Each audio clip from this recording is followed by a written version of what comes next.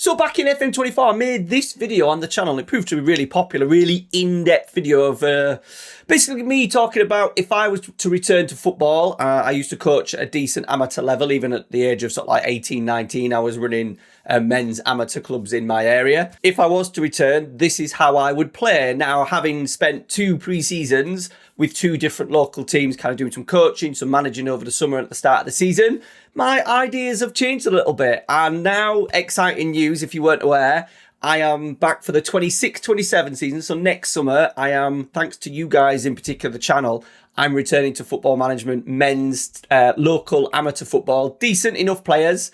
And with this here, the in and out of possessions, I can really dive into every part of my tactical ideas, vision, philosophy, whatever you want to call it. And that's what we're going to cover in today's video. How my team's going to play in possession, out of possession, in transition, opposition instructions as well to help with the press. I've done a season with my York City team as well, just to see how it flies in FM. And as you can see by the league table, it does all right in Football Manager. 125 goals scored, 30 only conceded, 95 goal difference. I was devastated to get to 100 goal difference, but 112 points. So it works really well in Football Manager. So that's the basis of today's video. It's going to be a big one, so I hope you enjoy it. Let me know your thoughts down in the comments. I'm really hoping to get you guys involved as well through the channel and through the Patreon. The tactic, by the way, will be available as always as a direct download in the Patreon. Because of the channel itself and the growth that it's had and the Patreon support in particular, it means that from next season, I can lower my hours down at work because I currently work Saturdays. So yeah, I've had to cut hours at work, and that's what I'll be doing for next season. So the channel is super important, and I appreciate everyone's support, and there'll be extra bonus content. We're getting a camera to watch, not to live stream, but to watch games back. And we'll probably do live streams and maybe tactical breakdowns of how my team's playing during the season, which will be pretty cool. It'll also give the players an opportunity to kind of see where they're going wrong and where they need to be. I do think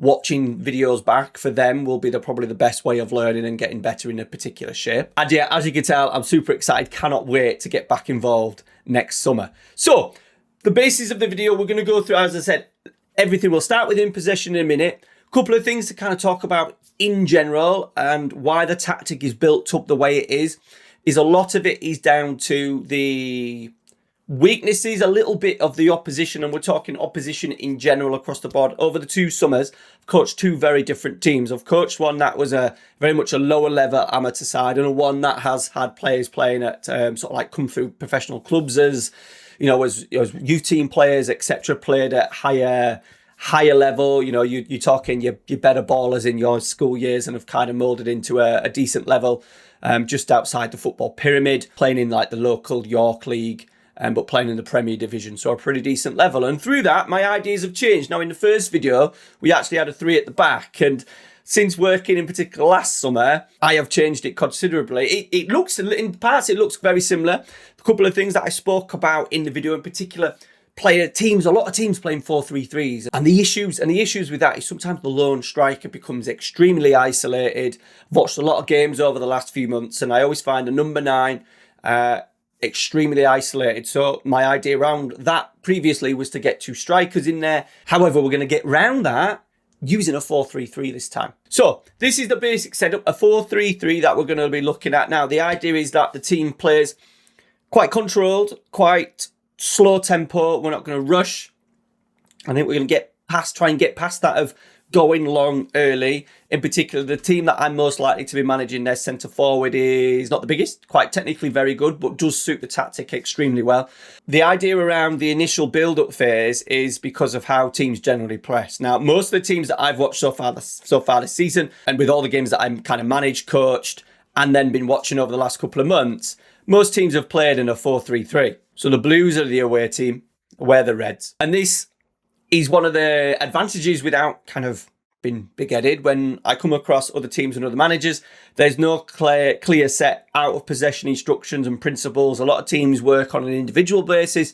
They either work hard. There was one team that sat in quite deep and didn't press too early, but we figured it, and I've got a nice little team instruction, player instruction to use for that, for the centre halves, to kind of step in and break lines.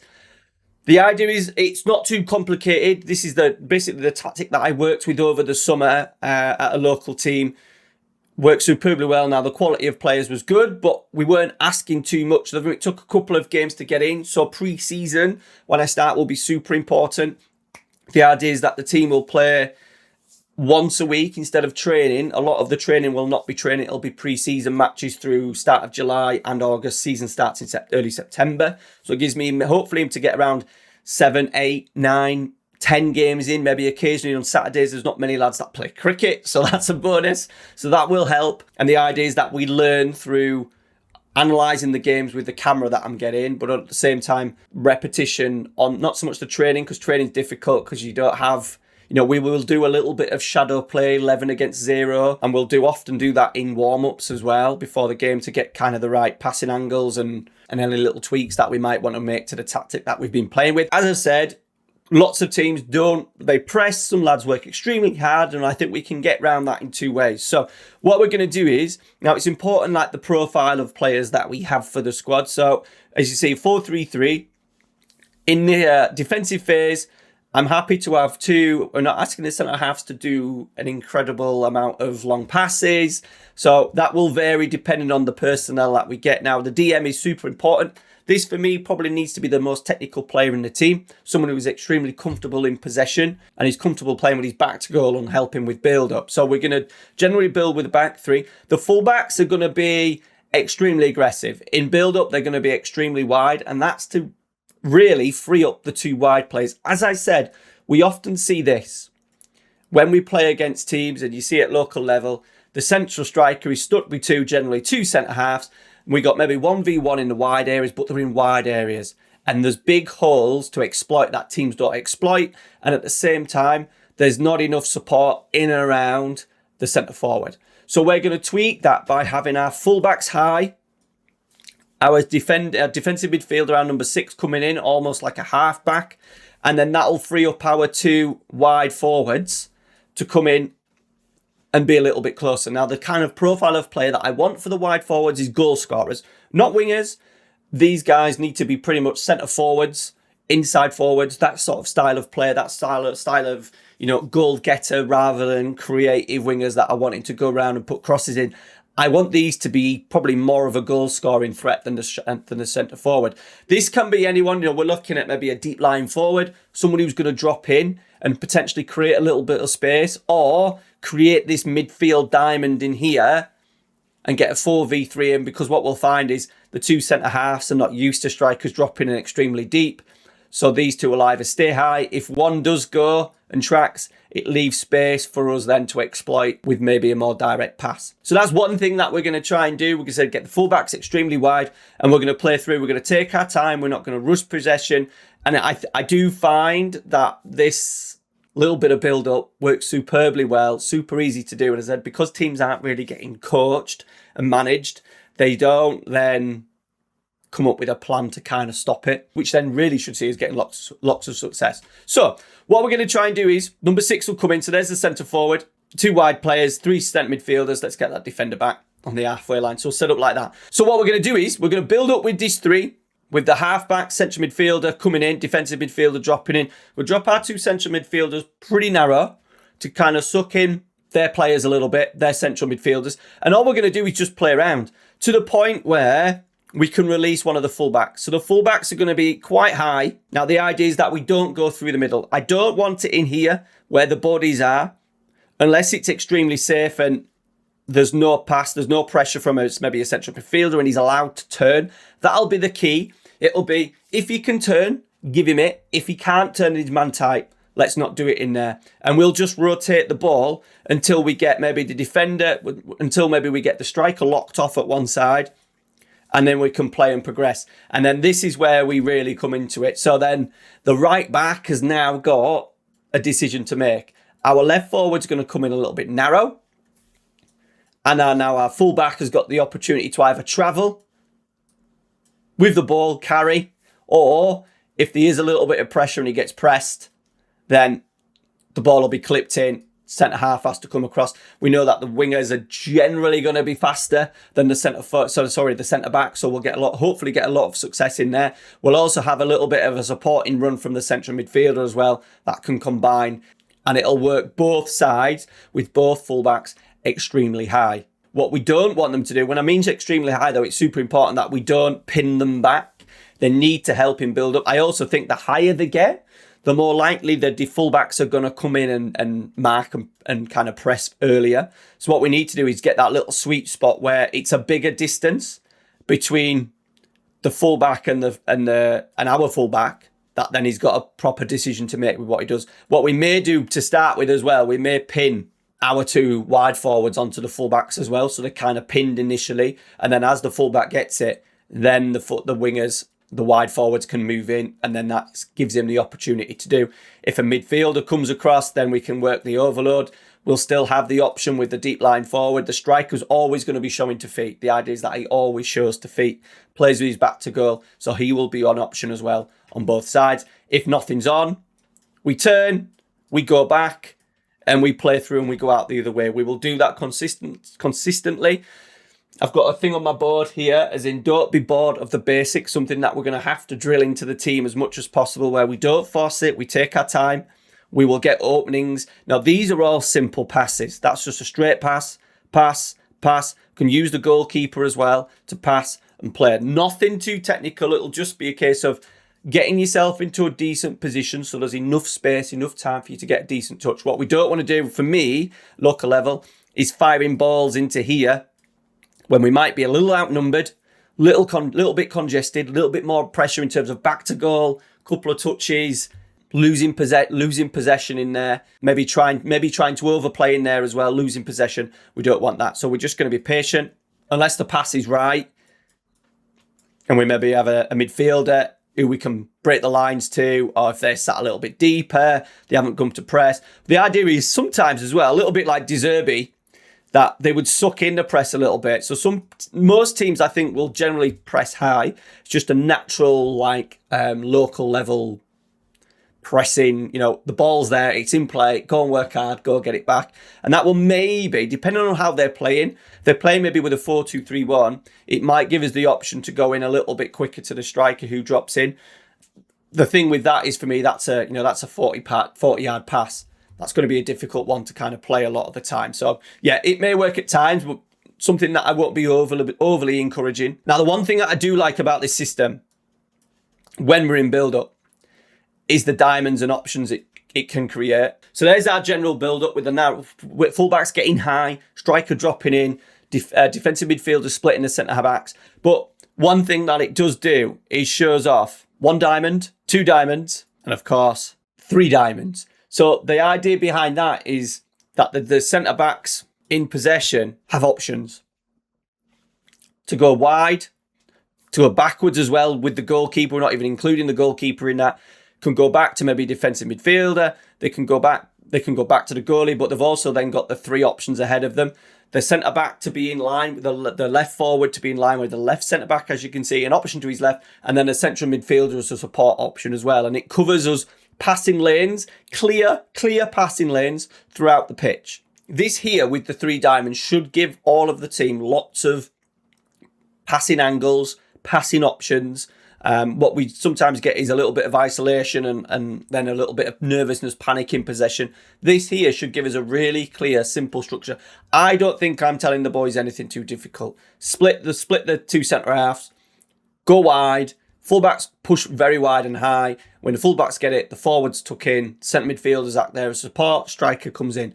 They're very, very simple movements. And all we do then is just play the ball at a lower tempo, not overly aggressive in terms of getting that ball forward. We'll wait and play, and then we'll hopefully get an overload on one side. Probably a fullback free is generally the kind of the trigger for us then to kick on into that attacking third. And then as we progress into the final third, it'll be more of a 2-3-5 in possession, where we're having 2 central midfielders very much camped at the edge of the area. Maybe one breaking into the box. The halfback moving up into a really good rest defence. People always say that a good rest defence is having players back. That's not the case. That's a poor rest defence because we've got this huge hole in the middle. So the DM will be coming into there to blocking out any spaces. And the idea is that if the ball's down the left, the forwards then get in the middle. The central midfielders will come across and help with progression of play and kind of recycling of play. And we get the 3 bodies, the 3 strikers, the two wide players and the centre forward in the middle. And then the right back will actually tuck in. So if the ball's on the left, I'm going to ask the right back to tuck in. What we're going to try and do when we do switches of play, it'll be through a few connected passes. It won't be that. It'll be that. Soon as that goes in there, then that's the right back's job to come out and play. So then we can recycle. That's probably the most trickiest part in terms of when they go in and when they go out. And once again, using video analysis tools like this, I know it's local level, but players need to visually see it and feel it. I find rather than me just saying tuck in as a central midfielder on the left-hand side, right back when you haven't got it, and then go out. I want them to physically see it, and that will help them hopefully be able to do this kind of sequence that we would have with the left back returning, trying to recycle, centre midfielders going out. And I said once it goes into that midfielder, he then needs to start offering a little bit of width because it's going to go in there and then hopefully back out there. And then that time we might be able to get a delivery into the box. So that's what we'll try and do in the final third. Once it comes down to the final third as well in the attacking half, it's up to our more creative players. The build-up phase is quite rigid, and that will help us progress the ball on a regular basis without having to go long. And then in this area, this is where you're relying on your, balls in the box. What we're going to be looking at is left forward near post, right forward back post, centre forward 6-yard box, and then one of the central midfielders getting into the box in and around sort of like the penalty area to score. Working it wide, once again, being patient with that little bit of recycling that we talked about with that left back coming in and then going back out. It might always come back to this defensive midfielder. Remember that DM that we said will be the most technical player in the team. The striker may at times drop in and link as well. We've seen that really done nicely in terms of the FM goals that we'll see in a minute. Dropping in at the edge of the area, just popping it off. The striker's an unusual role as well because, we might not get... We're not going to get a Harry Kane, but what we might get is there's a couple of players. If I'm the team that I'm looking at managing next year, there's a couple of players that are technically very good. There's actually one that plays as more of a number 10, but would be brilliant at just dropping in and linking play and allowing the two goal scorers, the right and left forward. And that's what's been the case when I showed you the in tactic in Football Manager, how many goals the left forward and the right forward have scored. Okay, so into the Football Manager part of it, the in possession. Now, this is what I put together to kind of get it right, and we'll go through all the player and team instructions because there's a few player instructions as well.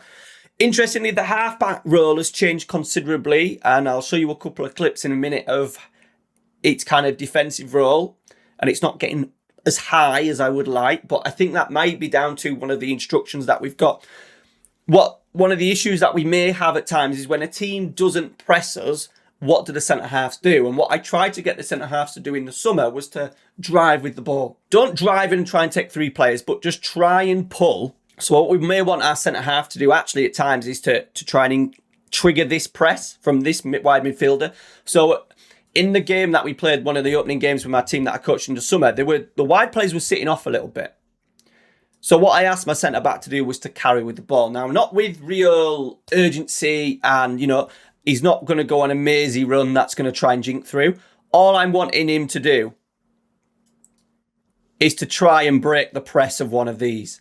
So it could be that player going in and then we can play around there and go through. Or the ideal one and most likely one will be this winger here. So the moment he then triggers out and presses, comes off that left back makes sure he creates an angle, and then we can play. Now, the instruction we've got in FM has probably then made the halfback play a little bit deeper. So something to look at, and you'll see in the video clips that we'll show you in a minute of how it works. So, as you can see, best role in FM so far is the advanced wingbacks. They are absolutely electric and they work exactly how you want them to do. Now, they're easy to do in a back 3, but as you can see, we're working with a back 2. 2 ball-playing centre-halves. Now, obviously, a ball-playing goalkeeper, no play instruction. My 2 centre-halves with the instruction of dribble more. Shorter passing as well, because we don't want long passes. The idea is that we don't do long passes. We will just rotate the ball as much as possible. There will be a time when they have to go long, but when there's no pressure on the ball, we play it. We don't go long. So both players, ball-playing centre-backs, shorter passing, dribble more. That is so... if the space in front, can they drive into midfield? Can they dribble in? Can they kind of break their press with someone triggering and coming out and breaking that, maybe that bank of 4, that bank of 5 that teams may have at times? Now, if they do press, that dribble more is not much of an option. It isn't as if when they dribble, they try and dribble past players. I haven't seen that. It's more of a case of when that space is in the pitch for them to travel into, they'll travel into. If there's a high press, they'll quickly just work around and play. Halfback, I would love dribble more. I would absolutely love it, but it's something that we can't have. I would love the halfback to be in possession as well, to drive into midfield with it. Can't do it. The player that, to be fair, I was coaching in the summer, is an exceptional player. He's played at semi-pro, so talented on the ball. So it was an easy one for him to drive in.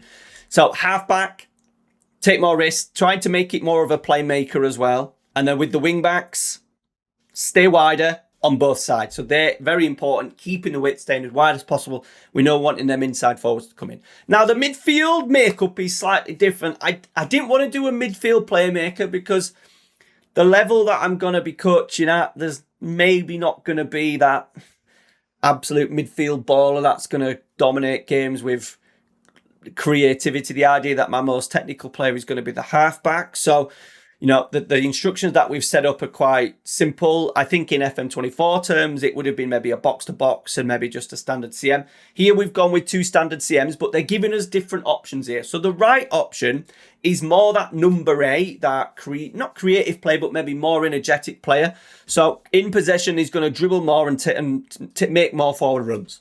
So he's just going to do that a little bit. So he'll be our little bit of a box threat, getting in, hopefully scoring maybe more goals than the left side, who's very much just that number 8, make less forward runs and take fewer risks and keeps his passing short. So just super tidy in possession, supporting the player as much as possible. So that's the variation we've got with the 2 central midfielders. Now, the inside forwards, you may say wide forwards because we want him to be goal threats, but I really need them to come in super narrow and be narrow pretty early. So on both sides, we've got sit narrower, cut inside with the ball. We're going to play on opposite flanks. I started coming up with the idea of them being on their natural footed side, but how body shape works, I really want, if I put my back to goal up, if I'm on the left wing and I'm on my right foot, I want them to receive the ball so they can turn into the pitch and then cut inside. So that's why we're going to have on opposite sides. Dribble more. Make more runs forward so they're getting behind and take more risks. Extremely aggressive. That's the same for both sides. And then the DLF, we've just got make fewer forward runs just so he comes forward and shows to feet a little bit more. Now, a couple of exceptional performances. Our right wing back has got 42 goal contributions, 12 goals and 30 assists. And interestingly, my main front 3, if I show you now, my striker, bearing in mind that we scored over 125 goals in the league, he only scored 22. But nice little number there in terms of the assists, so 33. That's kind of what I'm expecting this season. I'm expecting my 2 wide players, or at least one of them, to be the leading goal scorer in the team. When I was managing a team in the summer and we played this way, coached the team in the summer, my wide forwards were the goal getters, in particular the one off the left-hand side. It was more of a centre forward, but wasn't very good with his back to goal and preferred to run in off the right onto his left foot. This guy, one of my favourite players in lower league, Greg Ollie, he's not an inside forward at all. He's a central midfielder. Yorkshire, pretty short on wingers, so we had to make do, but he scored 22 with 14 assists. And on the other side, Tyree Sinclair, a little bit more of a winger. He scored 29 goals in all comps with only 8 assists. So you could see if I can get goals. So I'm thinking, your Marcus Rashfords, Anthony Gordons, really direct players in these wide areas. Now, build up for you guys making the tactic yourself. If you haven't got a DLF, and it may come to it that we don't, I would try and get some kind of physical presence in there. So the other option maybe would be to go to a target forward, somebody who's going to be able to link play, drop in, and link play with the 2 wide players and the central midfielders. So a little bit of in-possession analysis now and some wonderful build-up patterns and goals that we've scored throughout the season. So we're always asking our goalkeeper to play short, just like that. And immediately now, if I just run it back to the point where he picked up the ball, right in there, we've now got our triple diamond. It's an off-centered one, obviously. But you've got your diamond there. So he's got his options. You've got your midfield diamond, combine it with the centre forward look.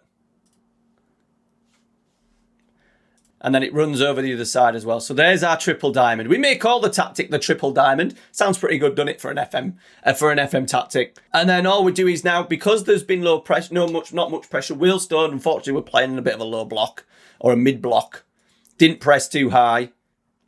Walcott's allowing the ball to come forward. And then once there's a little bit of pressure, we just pops it off and we play. There's our back three. So there's Batty. He's our defensive midfielder, our half-back. Now, look, we've managed to suck. This is what we're wanting. We're wanting the centre forward here to be sucked across to one side, and then we play out the other way. And now it's given Walcott the opportunity to drive in. Commit this wide player. Look, they've got their back four extremely narrow. And we just play, and we're patient. Walcott dribbles in. This is the only thing that he does a little bit. He dribbles into these wide areas and gets tackled. Something that I wouldn't want my main centre-half to do. The idea for me would be he would, before he gets to that point, in here, he would be turning out. Our half-back potentially should be in here, and then we can play out the other way. But just a nice little clip to show you the three diamonds, the triple diamond actually working. And because of the team instructions that I'll show you in a minute, we have really good, patient build-up. This is our centre-half. So there's our CDM. And all we're trying to do is just wait for the point. So this is the centre-forward. And really, we want to get out this opposite way. We've sucked over their team to this side. They're quite compact. There is our left wing-back on that far side. He's going to be the outlet for us. Our two wide forwards have come in. Our inside forwards have come in exceptionally narrow. Remember, we had on that instruction, stay narrow. I've done that as well. So it creates havoc for the centre-backs and the full-backs. Which one marks him? If he's coming in that narrow, does the left-back or the right-back come in? And that then creates more space in here for our wide full-back on either side to drive into. Does the centre-back pick him up and then the 1v1s? I love to have centre-backs kind of... I don't want to see my striker having two centre-backs around him where he's going to be outnumbered. I want the centre-backs and the full-backs to be constantly on ease of who's picking up who because of the movements that the team is trying to do. So as the play progresses, we wait, patient, and now we've sucked the striker across to this side, look. Hopefully, we can now work it across. So we've sucked him in, and now the time is for us to click in, we're across, and a couple of passes, look, we're in down that left-hand side. And this is where really, it was a bad touch. I would have had, the fullback would be, by this point, would be out here, facing up the play. So then he would then directly either go to the line or then start going into the penalty area. Kitchen does in the end, gets nice and wide. I think he does well, wins as a free kick. The profile of the fullbacks is going to be difficult. I think, luckily for the team that I'm looking at managing next year, they both fullbacks could probably play. One definitely is more of a winger that's been converted into a left fullback. The other ones are very good at getting forward. So yeah, I've got no issues with kind of the role of the fullbacks and the physical profile as well of the fullbacks that I'm going to be working with next season. And in the game against Wealdstone itself, we actually created and scored some wonderful goals. So once again, we're trying to move the play out to this other side. So this is our right centre-back who's driving in with the ball because there's no options. And this is what I mean with the half-back here. Dan Batty's the half-back. He's now sitting in really deep. And I think that is down to the movement to the centre-halves. Because they're often pushing into midfield, it kind of means that he does need to stay back, which is fine. I don't mind that at all. If that's how we're going to break through, absolutely fine. As long as we've got a couple of players back. We play into the inside forward. Very narrow look.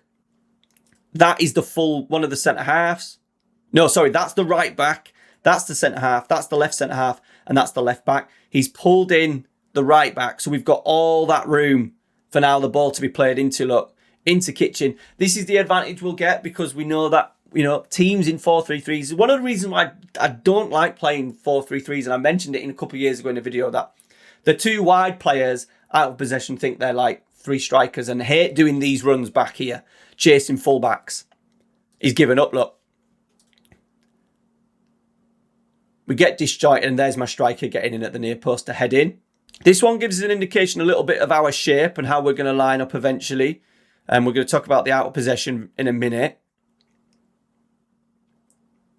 but we eventually get it back. We've got nice shape. I'm asking my two wingers to make sure they're tucking in. We can't do it perfectly in FM, but I'll show you what I really want kind of with a real life job of the wingers. And then as play progresses, I think in the end they go along. We've got good shape. This kind of 4-1, 4-1. This is exactly what I want.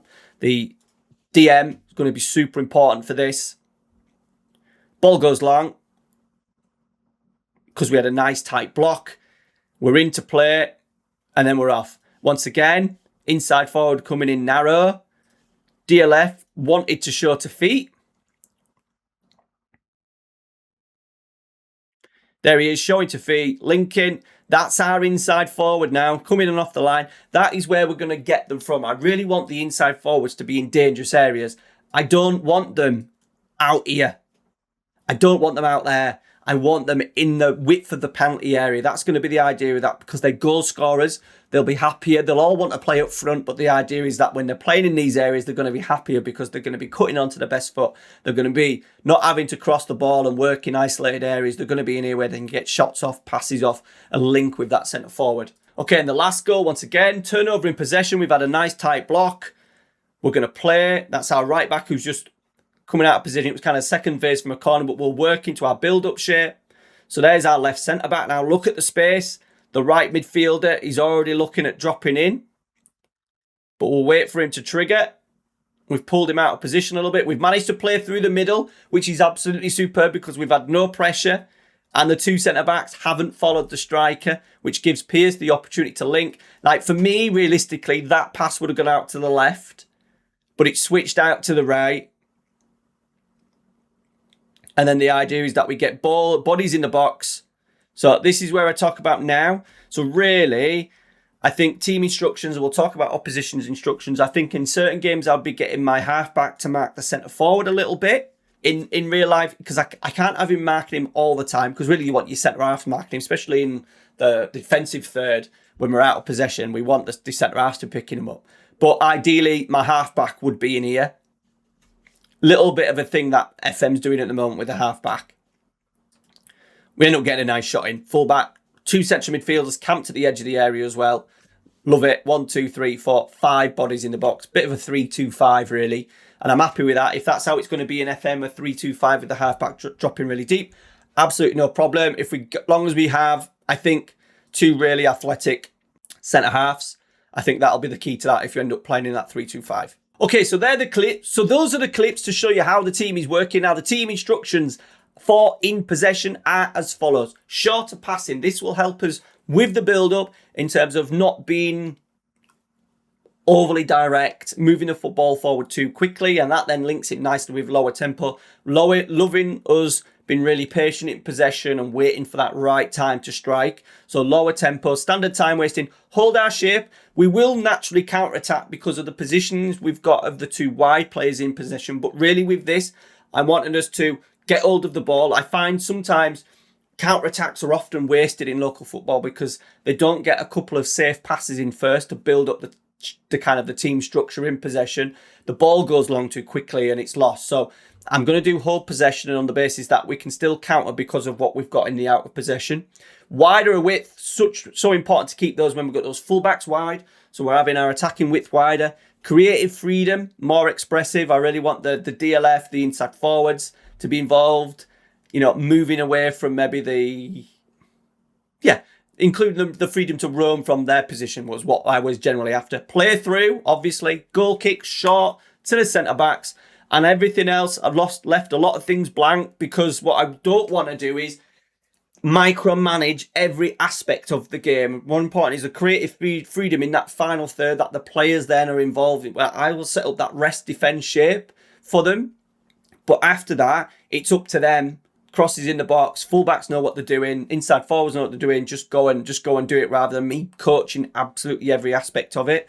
So balanced supporting runs, dribbling, balanced, progress through, balanced. I didn't want to go down the width all the time because there will be that opportunity to play into the DLF and play into the central midfielders. So we've got it balanced. However, because of how the team is set up, we will naturally, if you download this tactic and put it in yourself, you will naturally see us getting those advanced wing backs on the ball plenty of times. One thing I will say is, though, if you're having 2 advanced wing backs, you need 2 advanced wing backs on the bench, because by March, my 2 players were absolutely dead and constantly needed rested. So, yeah, make sure you have 2 good kind of backups to come on.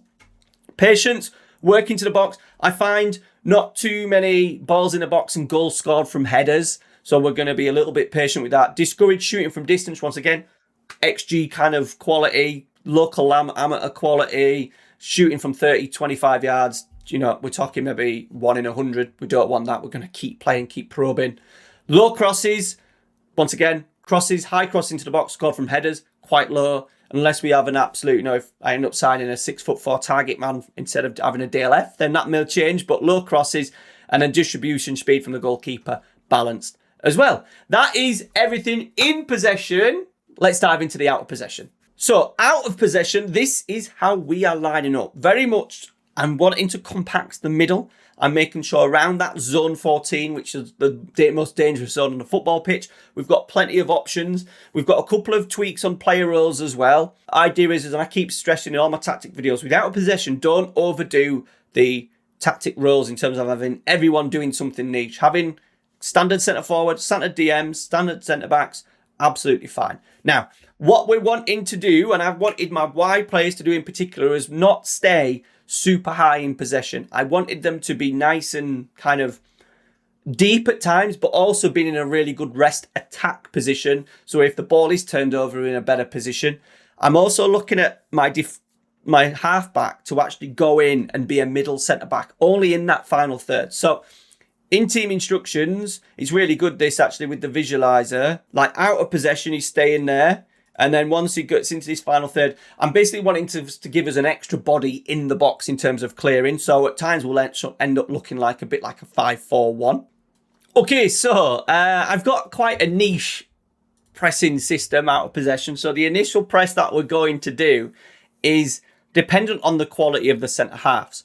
So it's all down to the striker, and it'll take a couple of minutes, you know, as you get to know teams and players, you know, systems that other teams are doing, and I'll be really conscious of, you know, we're going to have analysis as well. We're going to have the full matches as backup. So when we play the team for the second time, I can dive back in and give us a little bit of a pre-match, which would be super cool. Now, what I've been trying to do is make sure that I give them very clear. I do find the out of possession kind of aspect is the difficult to kind of it should be the most easiest, because you're not after technical quality. It's all about thinking and working hard.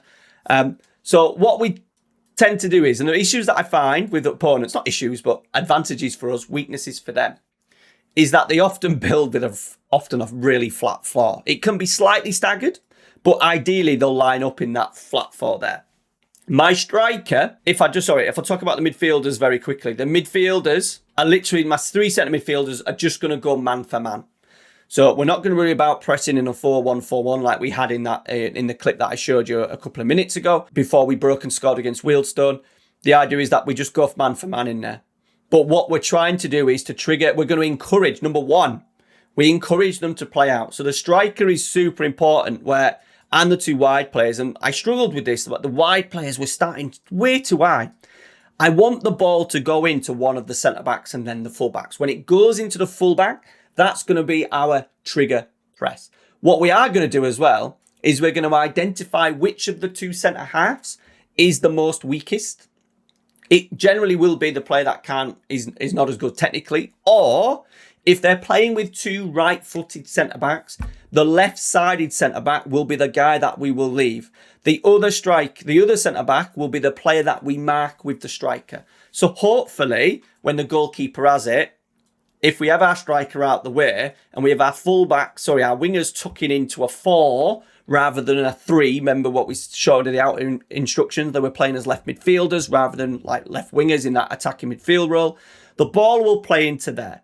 Now, what we found is, and I kind of trialed it in pre-season, and my manager wasn't too keen on it at times. The guy who plays defensive midfielder wasn't too keen on it. But the idea is that as he gets it, the striker then starts to come across, and we lock off that side. So everyone comes across, including the midfielders, and we go extremely narrow and compact. Now, because he's right-footed on the left side as well, he's not going to be able to put a switch in there. If he wants to put one in, absolutely no problem, and we'll shuffle out and we go. but we're narrowing off his passing options here. Naturally, he's going to try and feed it into our winger, who's going to be exceptionally narrow. However, the angle of the pass is going to be a curve on it, which will hopefully send him wide or even out of play if it goes long. And I'm quite happy for it. Look, there'll be goals next season that'll be probably scarred with a long ball over the top, and we don't deal with it. We'll go with that. But I think the success that we'll have more times than not will be better doing it this way. So we're going to allow him to play. And what we find is a lot of the time is that they dribble, and we drop off, we'll drop off. And they get to the point and they don't have a fucking clue what to do with it. And they often get into these areas and launch long. They'll often play into here at times, and we'll know that we're ready to nick it because we're allowing him to play, and he'll see a free man and he'll see our striker slowly coming across. So he thinks I'm going to have to get rid of it. So I'll either hoof it long where we deal with it, or he'll play it into here where we can hopefully nick it. Or next one, he then plays to the left back. And then that's our trigger for our right forward to go. Our striker's then going to come across, hopefully, it'll come across and cut out that lane there and try and stop the ball going to the centre half, or even the goalkeeper. That would be ideal, and force him wide. And then all we're going to do is shuffle our team across, just like that, and we lock off. This is the thing that I can't get in FM too well. I want my left winger to come in and be a third, pretty much sometimes like a third or fourth central midfielder. And then what we're saying is, if he goes out there, there's always a panic of who needs to go mark him there. Well, he's 100 yards nearly from goal. If he wants to put that pass in as an amateur level, I bet 2 out of 10, maybe not even that, would end up being successful. And also, while that ball's travelling, we can get out with our fullbacks. So it'll be our fullback's job to get out there and press and try and win it. He's going to have a run on him as well. So if there's a ball, an aerial duel, hopefully he will get the better of the winger there. So that's how we're going to line up and press. Now, it's tricky. I can't get it working currently in FM. I'm going to do another video on opposition instructions in particular. I'm going to work around this kind of way of pressing. That'll be a whole video. It'll be available next week on the channel. So make sure you've subscribed, by the way. So that's the out of possession when we're kind of pressing high. Now, out of possession when we're defending our half is I wanted our 2 wide players to come back a little bit, but I also want them to be outlets. What I don't want them to do is to stay high, even if the fullback is staying back. What I don't want is that there, because all that does is then allows us to probably play long, difficult pass back to goal. What I want is them to be better outlets for a rest attack, where when we do win it, maybe in here, we've got a couple of shorter connecting passes. If the fullback's not come, he's going to have space to come into. If also the left fullbacks come in, we've then got that space to hit, an easier pass when there's more space to go into. So that's the option we want. I also want a really solid block, because what's going to happen is as play progresses down the sides, and you'll get this, the forwards will tuck in no problem. Even though we've got them as outlets, and I'll show you a clip in a minute, they're tucking in, they're helping out. And then what I want to do is, I want my DM to drop in as an extra centre-back. Only in the final third. The attacking final third, our defensive final third, our defensive third, we're going to drop in and make a 5. Because we know that there's going to be balls into the box, bodies coming in here, and I'm going to ask my 2 centre midfielders who are playing as DMs, remember, just to sit in, and we're going to be really tight, blocking this middle part of the pitch. I'm quite comfortable with teams dropping, crossing from deeper areas, things like that, but we're going to block out that penalty box as much as possible. Super basic. I do require this number 6 to be, the cleverest player on the football pitch, and the team that I'm managing or one of various teams, it's quite easy to pick the most talented, brainiest, clever player on the pitch to kind of do those roles. Doesn't have to be defensively strong, just a body in there, maybe plug the gaps if the 2 centre-backs have been split, and asking the 2 centre midfielders to spot as more DMs in that 4-1-4-1 high, and then 5-4-1 in that final third. And as I said, it's been super tricky with out of possession to get it the way that you want it.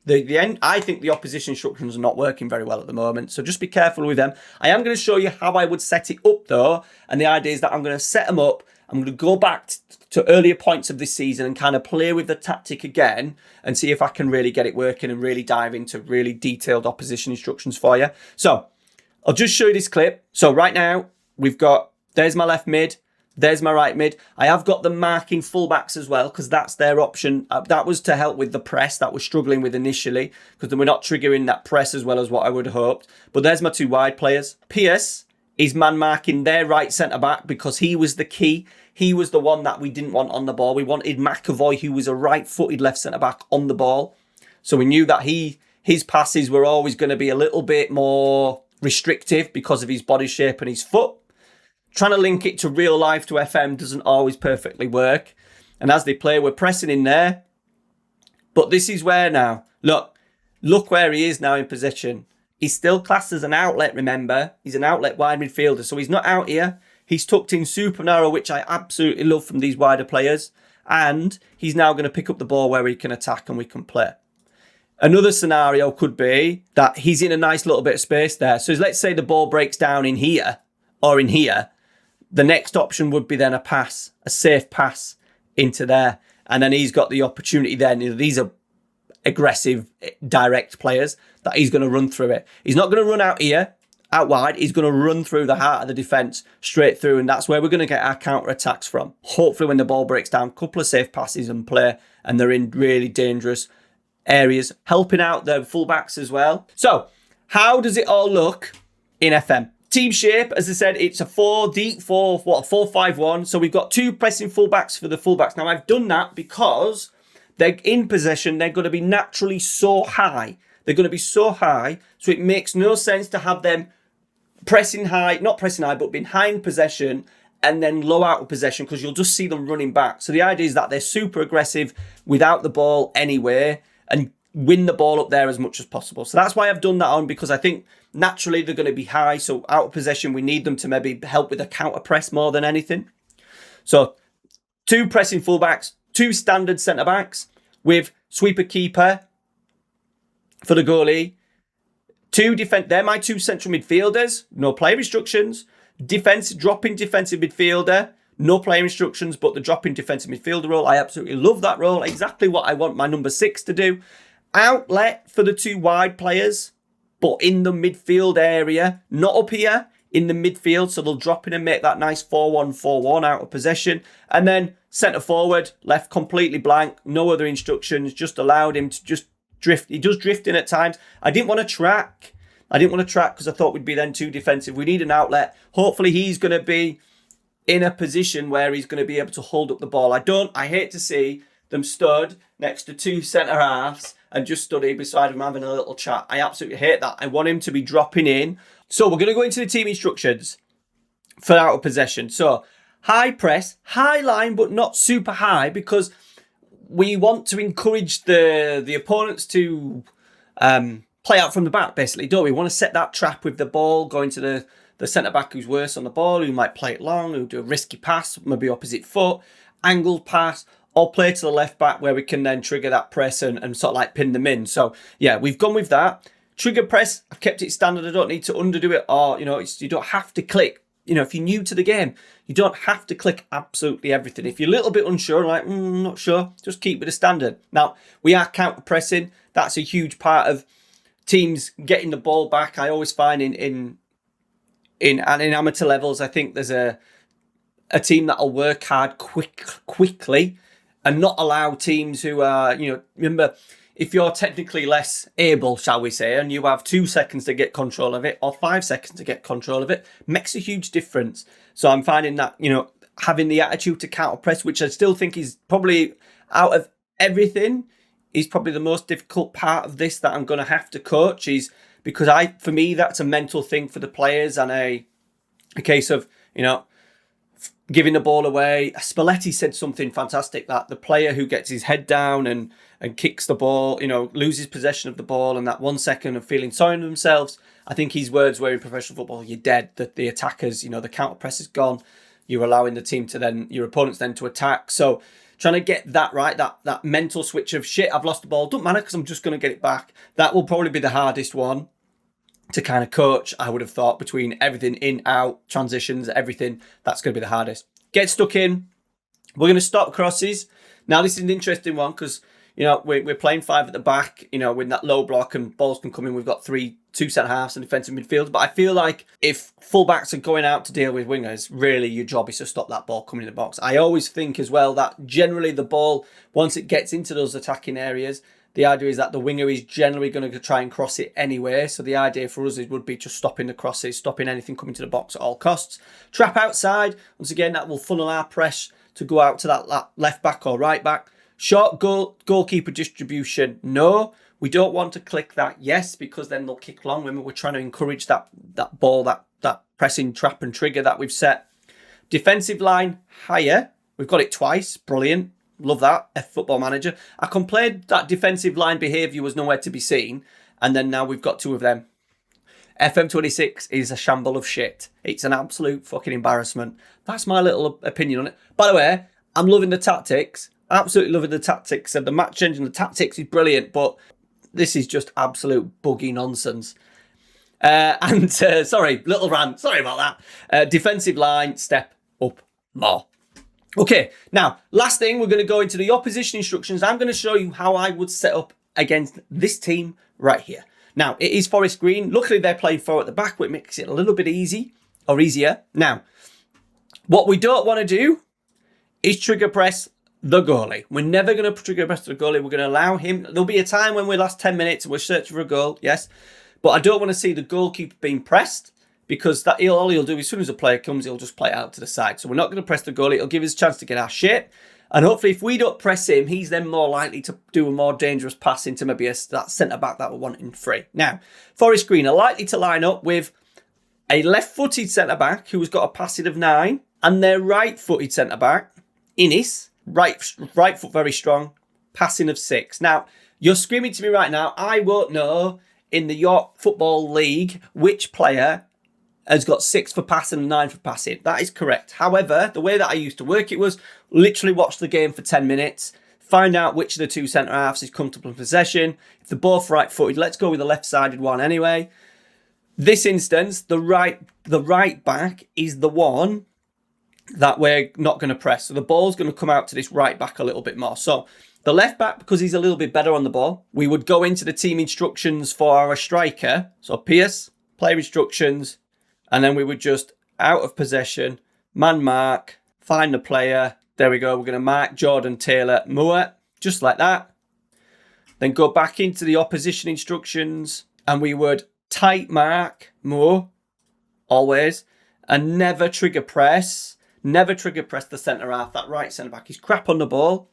You know, imagine a 6 in local league football. It's not going to be very good, is it, for passing? So we're going to allow him to have it. And then the trigger press, just in case, always, if they get on the ball, the right back, the other centre back, and the left back, super important that we press them. Sometimes as well with the tighter marking, I might probably get my inside forwards to man mark the left and right winger at times. We would also do tight marking on here and have the trigger presses on those. All right. So that's how I would generally set it up with, in this instance, marking the 2 strikers tightly as well, just so we don't get. That's how I would generally set up.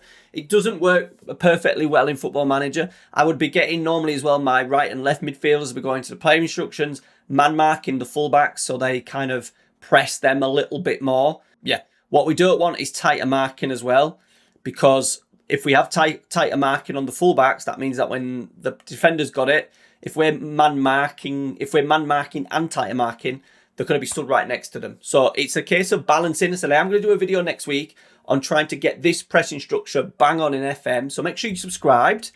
And guys, that is it. That is my tactical vision. I would love to hear your thoughts. If you're a coach out there, what you're doing. I said mine's going to be a men's standard, trying to do the in and out of possession and focusing on training. I'm going to do a massive part on the channel and Patreon. So if you want to support the channel that way, that would be superb, because there's going to be loads of content coming. I'm going to really mix in the FM with my real life sort of like football team management journey, I suppose.